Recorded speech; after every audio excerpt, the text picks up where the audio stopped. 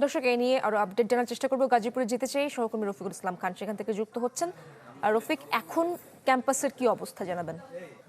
ইসরাত, আসলে এখনো কিন্তু ক্যাম্পাসে থমথমে অবস্থান বিরাজ করছে। অর্থাৎ ক্যাম্পাসের ভেতরে শিক্ষার্থীরা অবস্থান করছে। যতগুলো গেট রয়েছে সবগুলো গেটে কিন্তু তালা ঝুলিয়ে দিয়েছে। তো শিক্ষার্থীরা গত বৃহস্পতিবার যখন ডুয়েটের নতুন ভিসি নিয়োগ দেওয়া হয়, তখনই কিন্তু সেই ভিসিকে তারা অবাঞ্ছিত ঘোষণা করে আহ, তারা এই বিশ্ববিদ্যালয় থেকে ভিসি নিয়োগের দাবি জানানো হয়। অর্থাৎ শিক্ষার্থীরা যেটি বলছেন, বিশ্ববিদ্যালয়ে যে সমস্ত শিক্ষক রয়েছে তাদের মধ্য থেকে যেন ডুয়েটের নতুন ভিসি নিয়োগ দেওয়া হয়। কিন্তু সরকার কিন্তু গত বৃহস্পতিবার নতুন ভিসি নিয়োগ দিয়েছে ডক্টর মোহাম্মদ ইকবালকে, এবং তারপর থেকে বৃহস্পতিবার রাত থেকেই কিন্তু শিক্ষার্থীরা আন্দোলন করে যাচ্ছে এবং যে ভিসি নিয়োগ দিয়েছে সেই ভিসি প্রত্যাহার চাচ্ছেন তারা। আজকে সকালেও কিন্তু ভিসি ডুয়েটে আসবে এমন খবরে শিক্ষার্থীরা মূল গেটের সামনে তারা অবস্থান করে। পরে ছাত্র দলের কিছু লোক এবং বহিরাগতরা কিন্তু ভিসিকে এই বিশ্ববিদ্যালয়ে প্রবেশের চেষ্টা করে এমন দাবি করছেন বিশ্ববিদ্যালয়ের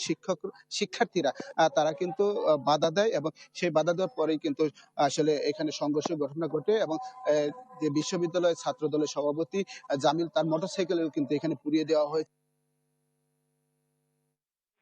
তো আসলে গেটের সামনে যে সড়কটি রয়েছে আহ, ঢাকা আহ, ঢাকা শিমুলতলি সড়ক, সেই সড়কে কিন্তু সকাল থেকে যান চলাচল বন্ধ রয়েছে এবং আইন শৃঙ্খলা বাহিনীর সদস্য যারা রয়েছে তারা কিন্তু ডুয়েট থেকে অনেকটুকু নিরাপদ দূরত্ব রয়েছে। আমরা যেটি দেখছি, কিছুক্ষণ পরে পরই কিন্তু শিক্ষার্থীরা এই গেটের সামনে আসছেন এবং এই সড়ক দিয়ে যে সমস্ত যানবাহন চলাচল করার চেষ্টা করছে সেই সমস্ত যানবাহন কিন্তু ঘুরিয়ে দেওয়া হচ্ছে। তো শিক্ষার্থীরা যেটি দাবি করছেন, যে আজকে হামলা হয়েছে, সেই হামলায় তাদের অন্তত 20 থেকে 25 জন আহত হয়েছে এবং যতক্ষণ পর্যন্ত এই বিশ্ববিদ্যালয় শিক্ষক থেকে কোনো ভিসি নিয়োগ না দেওয়া হয় ততক্ষণ পর্যন্ত তাদের যে চলমান আন্দোলন রয়েছে সেই আন্দোলন তারা চালিয়ে যাবে, সেই দাবিতে অনড় রয়েছে। এবং যতগুলো প্রবেশ পথ রয়েছে বিশ্ববিদ্যালয়ে ঢোকার সমস্ত প্রবেশ পথই কিন্তু বন্ধ রয়েছে।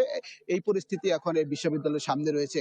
এখন দেখার বিষয়, শিক্ষার্থীদের যে দাবি রয়েছে সেই দাবি সরকারের কতটুকু নজরে আসে সেটি এখন দেখার বিষয়। এই ছিল ডুয়েট থেকে সর্বশেষ খবর। ধন্যবাদ আপনাকে রফিকুল ইসলাম খান যুক্ত হয়েছিলেন ডুয়েট ক্যাম্পাস থেকে।